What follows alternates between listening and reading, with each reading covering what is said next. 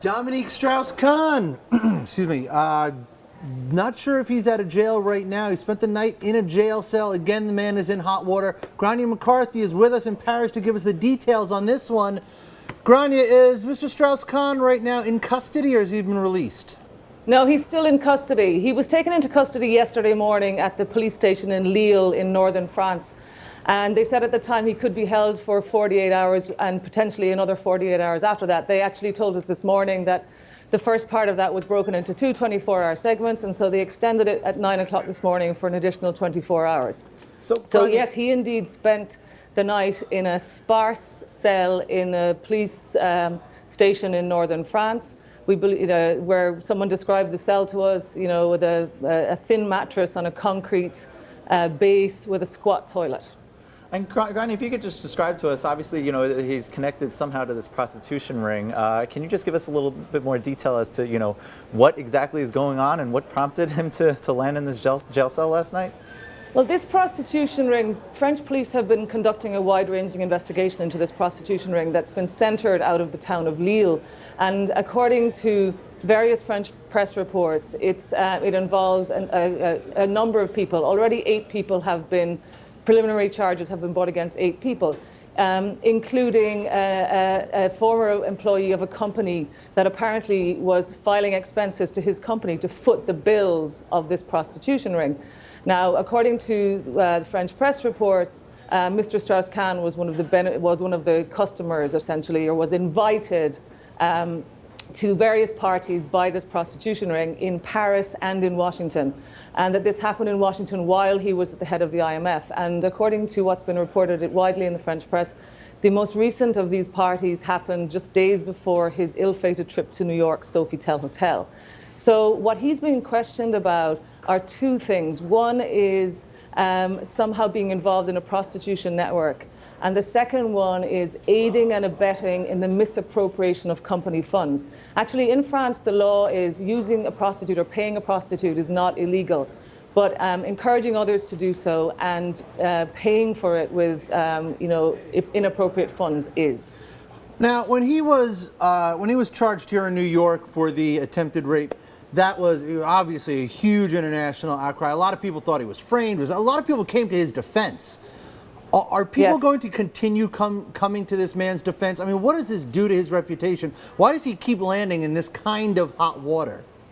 Well, no, the interesting thing with this story, I mean, this story emerged late last year, and since then, Mr. Strauss-Kahn, through his lawyers, has been asked to be heard. He feels like he's being lynched, and he wanted to tell his part of the story. His lawyer had this kind of colourful exchange with French radio, where he said that he essentially admitted that Mr. Strauss-Kahn was at these parties, and said that he did not know that these women were prostitutes. And but what was interesting to me yesterday, after he was taken into custody, was the extent to which this was not in any way near as big a story in France as it was last year when he was arrested in New York.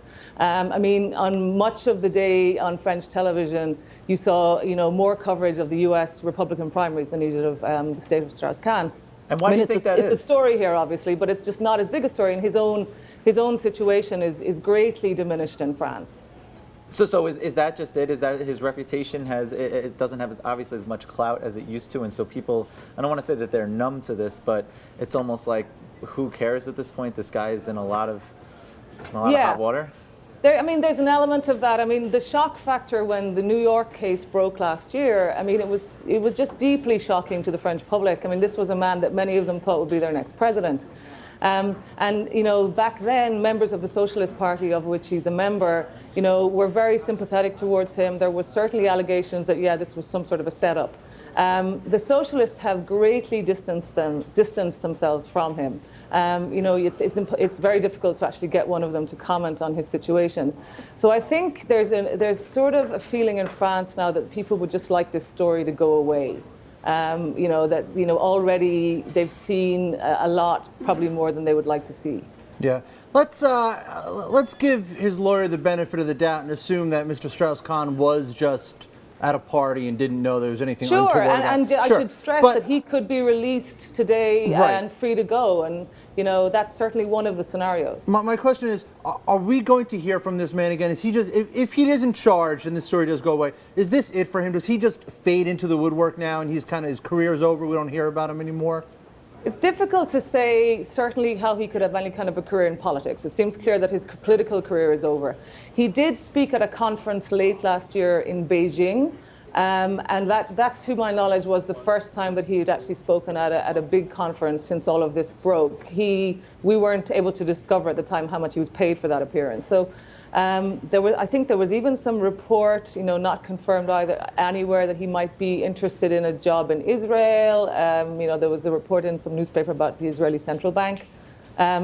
And just everything seems, it does seem that his unclear certainly as to where his career could go from here. He's been trying to keep a low profile in France, but it's obviously very difficult with these stories in the paper every day.